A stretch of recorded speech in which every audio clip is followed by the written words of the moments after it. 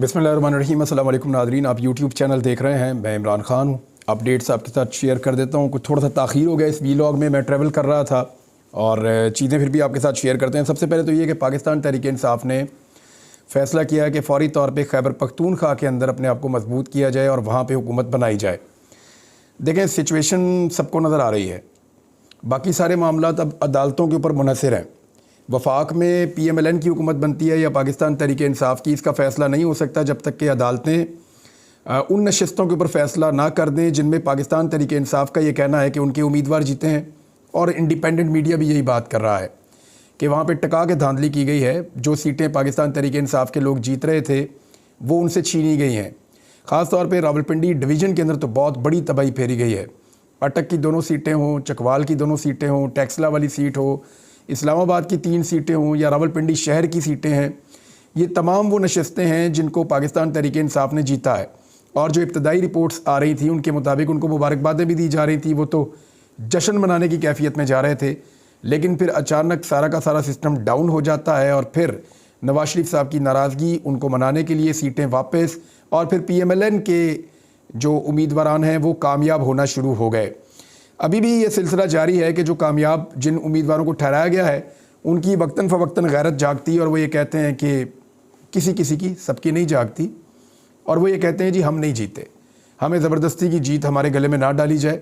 जो बंदा जीता है उसको मुबारकबाद देते हैं, हम अगली दफ़ा मुकाबला करेंगे। अब दबाव बहुत ज़्यादा है कारकुनों की जानिब से भी, आवाम की जानिब से भी, कि जो जीता है उसी को असम्बली में बैठना चाहिए, वही नुमाइंदगी कर सकता है।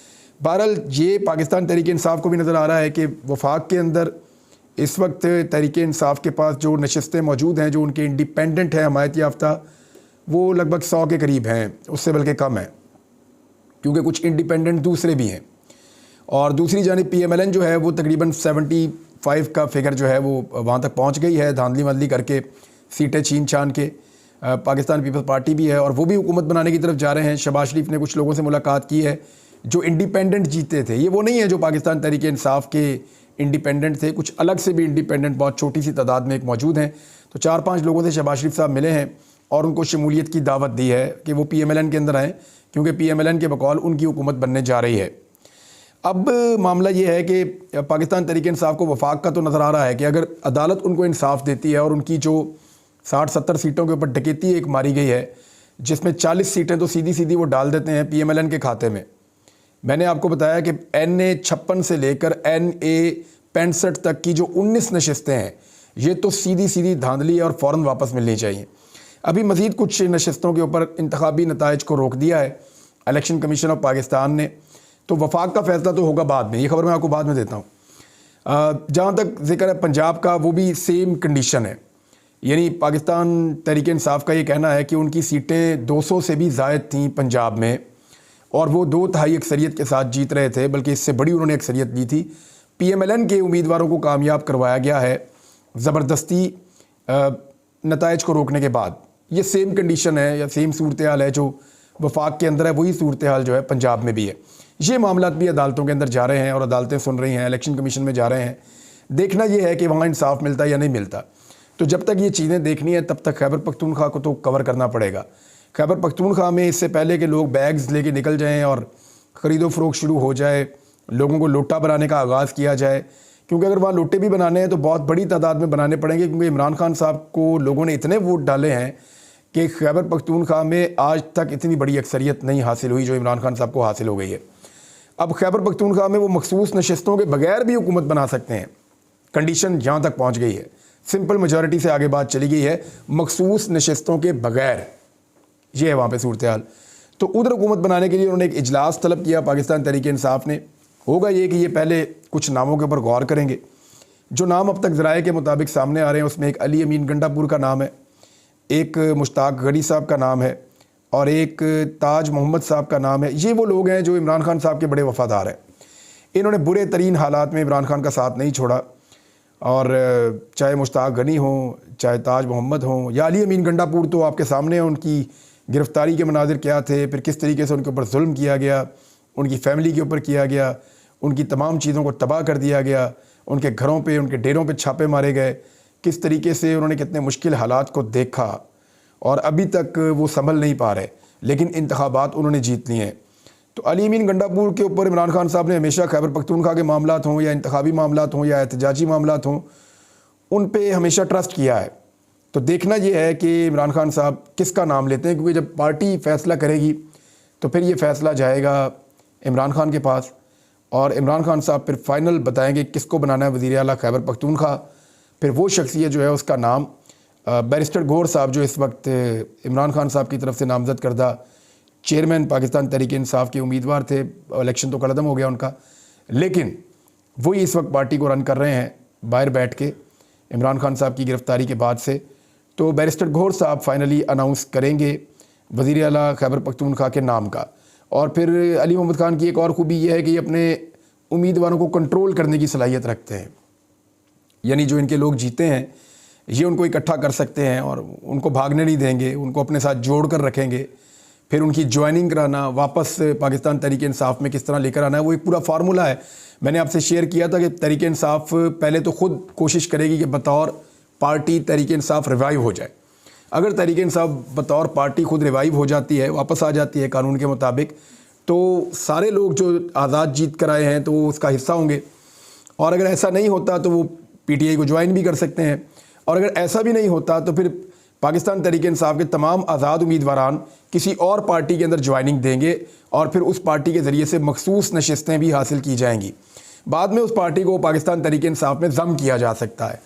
तो ये 3-4 पार्टीज़ उनके जहन में है। एक पार्टी जो है वो MWM भी है, मजलिस वहदतुल मुस्लिमीन। एक पार्टी जो है शिरानी साहब की भी है, JUI शिरानी साहब की। और एक पार्टी जो है वो हामिद रज़ा साहब की भी है, उनकी पार्टी सुन्नी इत्तेहाद कौंसिल, वो भी हो सकती है। तो इनमें किसी भी पार्टी का कुरा निकल सकता है और उसके अंदर ये सारे लोग आज़ाद जीत कर जो आए हैं पाकिस्तान तहरीक इंसाफ के, वो शामिल हो सकते हैं। तो ये तो है खैबर पख्तूनख्वा में हुकूमत साजी के लिए वो काम कर रहे हैं। सदर पाकिस्तान से एक मुलाकात की है वफ़द ने, पाकिस्तान तहरीक इंसाफ का वफ़द गया और वो जाकर सदर पाकिस्तान से मिले और उनको उन्होंने बताया कि धांधली बहुत शदीद नौइयत की हुई है। सारी तफसीलात उन्होंने शेयर की। ये रऊफ़ हसन साहब गए थे और उमैर नियाज़ी साहब गए थे सदर मुमलिकत को मिलने के लिए, और सदर मुमलिकत की जानिब से यानी उनके दफ्तर की जानिब से एक प्रेस रिलीज़ भी जारी की गई है और उसमें बताया गया है कि किस तरह यानी उनको आगाह किया गया कि बल्ले का निशान छीन लिया, उम्मीदवारों को अगवा किया गया, पार्टी को दबाने के लिए क्या कुछ किया गया, गिरफ्तारियाँ की गई और इसके बावजूद इंतखाबात में कामयाबी नहीं मिली और पाकिस्तान तहरीक इंसाफ जो है वो एक सबसे बड़ी पार्टी के तौर पर सामने आई क्योंकि अवाम ने उनके ऊपर एतमाद किया है। अब ये तो खबर जी सिर्फ जारी की गई है, एक्चुअल जो खबर है इसमें वो ये है कि सदर मुमलिकत किस पार्टी को हुकूमत बनाने की दावत देते हैं।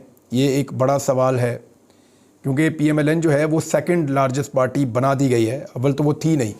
वो इसलिए कि जितने भी आज़ाद मीडिया के लोग हैं या जो मुबस्सरीन हैं उनका ये मानना है कि तहरीक इंसाफ के मुकाबले में PMLN किसी सूरत भी दूसरे नंबर की पार्टी नहीं है, बल्कि ये तीसरे नंबर की पार्टी है। दूसरे नंबर की पार्टी पीपल्स पार्टी को होना चाहिए क्योंकि PMLN को पंजाब में बहुत मार पड़ी है।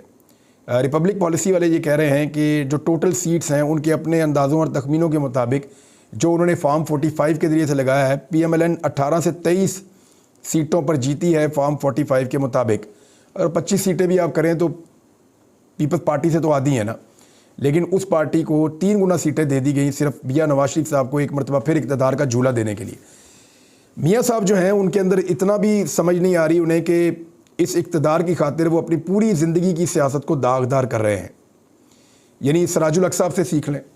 आज सराजुल हक साहब ने रिज़ाइन कर दिया और उन्होंने रिज़ाइन करते हुए क्या लिखा या क्या बोला वो मैं आपको पढ़ के सुना देता हूँ, आपको आइडिया हो जाएगा। सराजुल हक साहब ने कहा कि मेहनत और कोशिश के बावजूद कामयाबी नहीं दिला सका, इलेक्शन में शिकस्त की ज़िम्मेदारी कबूल करते हुए जमात इस्लामी की इमारत से इस्तीफ़ा दे दिया है। ये सराजुल हक साहब हैं जिन्होंने रिज़ाइन कर दिया है जमात इस्लामी से कि मैं कामयाबी नहीं दिला सका, मेहनत की है मैंने। आपको कभी शरीफ ख़ानदान से इस तरह का जुमला सुनने को नहीं मिलेगा, आपको कभी जरदारी ख़ानदान से ऐसा जुमला सुनने को नहीं मिलेगा, इसलिए कि ये फैमिली लिमिटेड है। यानी पहले बाप होगा, फिर बेटा हो जाएगा, फिर बेटी हो जाएगी, फिर बेटा हो जाएगा, यानी ऐसे ही चल रहा है। ये ख़ानदानी सियासी जमातें ख़ानदानों के अंदर चलती हैं, वो इसको ख़ानदानी और ज़ाती जागीर समझते हैं, पब्लिक को अपना ग़ुलाम समझते हैं, ऐसा लगता है।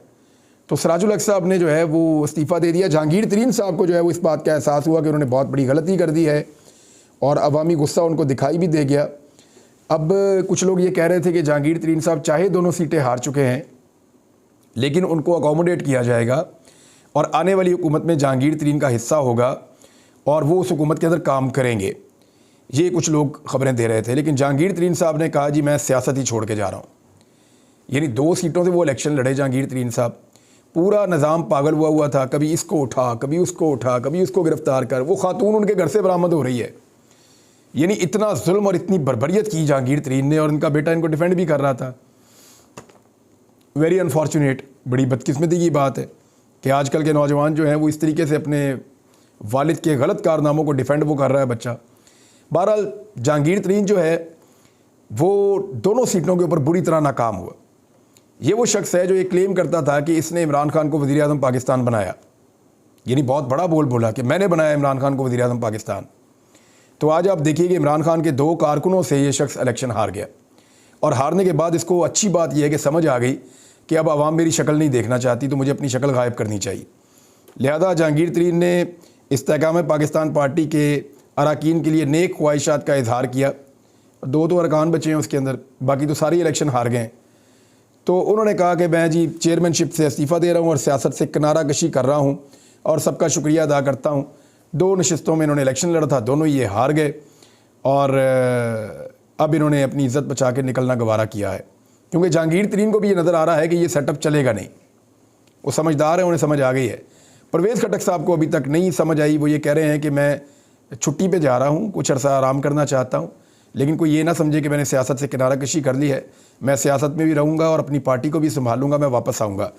जो उनकी कारकर्दगी है उस हिसाब से तो उनको खुद ही अपनी सियासत पे बैन लगा देना चाहिए। जैसे उन्होंने जोश के साथ पार्टी बनाई थी कि मैं इमरान खान को तबाह बर्बाद कर दूँगा, खैबर पख्तूनख्वा में मेरी हुकूमत होगी। पता नहीं किसने इनको यकीन दिला दिया था कि आपकी हुकूमत बन जाएगी। परवेज़ खटक साहब, खैबर पख्तूनख्वा के बच्चे बच्चे को पता था कि इमरान खान को वोट डालना है सब ने। आपको क्यों पता नहीं चल रहा था? आपकी आंखों पे किसने पट्टी बांध दी थी? आप यहाँ इस सूबे में वज़ीर आला पंजाब रहे, आपको आइडिया होना चाहिए था। लेकिन परवेज़ खटक साहब को आइडिया नहीं हुआ, उसी तरह जैसे नवाज शरीफ साहब को नहीं होता कि पाकिस्तानी उनके बारे में क्या सोच रहे हैं। मुझे तो लगता है नवाज शरीफ को एक घेरा डाला हुआ है चंद लोगों ने, और वो उनकी तारीफ़ें करते रहते हैं और उन्हें वो बातें बताते ही नहीं है जो पब्लिक उनके बारे में सोच रही है। मियाँ साहब बुरी तरह इलेक्शन में पिटे हैं, उनकी सारी सीटें छिन गई हैं, उनकी मकबूलियत ख़त्म हो गई है। फैसलाबाद हार गए, जंग हार गए, रावलपिंडी हार गए, इस्लामाबाद हार गए। जितने डिवीजन के अंदर उनकी मकबूलियत थी, गुजरांवाला में मार पड़ी, हाफजाबाद में मार पड़ी, लाहौर में बहुत मार पड़ी है। अभी जो लेटेस्ट सूरत हाल है वो आप देख लीजिए ना कि कितने हलकों के अंदर जो है वो दोबारा से इलेक्शन के नताइज रोक दिए गए हैं। कौमी और सूबाई असम्बली की मज़ीद 27 नशिस्तों के हतमी नताइज रोक दिए गए हैं। इससे पहले भी रोके गए थे, ये भी रोक दिए गए हैं। और पंजाब के अंदर भी, सिंध के अंदर भी, बलूचिस्तान के अंदर भी हर तरफ चैलेंज कर दिया है पाकिस्तान तहरीक इंसाफ के लोगों ने। सारी तफसीलात मौजूद हैं कि टोबा टेक सिंह से, रावलपिंडी से, लाहौर से, झेलम से, मंडी बहाउद्दीन से, हर जगह से, खुशाब से इंतखाबी नताइज जारी करने से रोक दिया गया है इलेक्शन कमीशन ऑफ पाकिस्तान को। ख्वाजा आसिफ और रेहाना डार वाला मामला जो है ये बड़ा तूल इख्तियार कर गया है। सियालकोट के लोग किसी सूरत नहीं मानने को तैयार कि ख्वाजा आसिफ उनका मुंतखब नुमाइंदा है। वो ये कह रहे हैं कि उन्होंने वोट डाला रेहाना डार को और निकल आए ख्वाजा आसिफ का। ये कैसे मुमकिन है?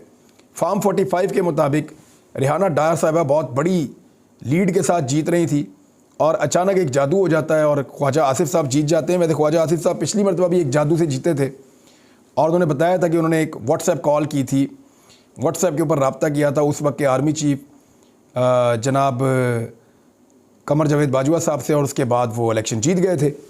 तो इस मरतबा पता नहीं ये कैसे इलेक्शन जीत गए। बहरहाल इस वक्त जो सिचुएशन है वो ये है कि इनका कामयाबी का नतीजा जो है वो रोक दिया गया है, इनका रिज़ल्ट भी रोक दिया गया है इलेक्शन कमीशन की जानिब से। ये NA 71 है और रेहाना डार साहबा ने इलेक्शन कमीशन में दरख्वास्त दायर की थी कि उनके साथ धांधली हुई है और मुखालिफ उम्मीदवार जो नून लीग का ख्वाजा आसिफ है उसने धांधली के ज़रिए अपने वोट आगे बढ़ाए हैं। फार्म 45 के मुताबिक हम 50,000 की लीड से जीत चुके हैं। RO की जानिब से जो फार्म तैयार किया गया इसमें हमें 47,000 वोटों से हरा दिया गया। अब ये कैसे मुमकिन है? एक 50,000 से जीत रहे हैं, 47,000 से हरा दिया, 1 लाख वोटों का ही फ़र्क डाल दिया। तो ये रेहाना डार साहबा ने इस पर दरख्वास्त की थी, अब ये लग गई है और नताइज से रोक दिया गया है। कुछ सीटें तो वापस हो जाएंगी पाकिस्तान तहरीक इंसाफ की, लेकिन ऐसा लगता है कि निज़ाम अभी इमरान खान को हुकूमत लेने नहीं देगा। वफाक में कमज़ोर तरीन हुकूमत बनेगी नवाज शरीफ की, और ये कोशिश की जा रही है। और कुछ फार्मूला सामने आ रहे हैं। एक फार्मूला ये बता रहा है कि पाकिस्तान पीपल्स पार्टी की बहुत ख्वाहिश है कि बिलावल भुट्टो जरदारी वज़ीर आज़म पाकिस्तान बन जाए।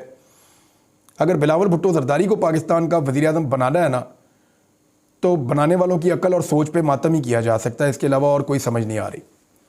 यानी एक ऐसा शख्स जिसे किसी चीज़ का कोई तजर्बा नहीं है, जिसको किसी चीज़ का कुछ पता नहीं है, उसने सिर्फ वज़ीर ख़ारजा के तौर पे वर्ल्ड टूर लगाया है शहबाज शरीफ साहब की कैबिनेट में बैठने के बाद, और किसी किस्म का कोई काम नहीं किया।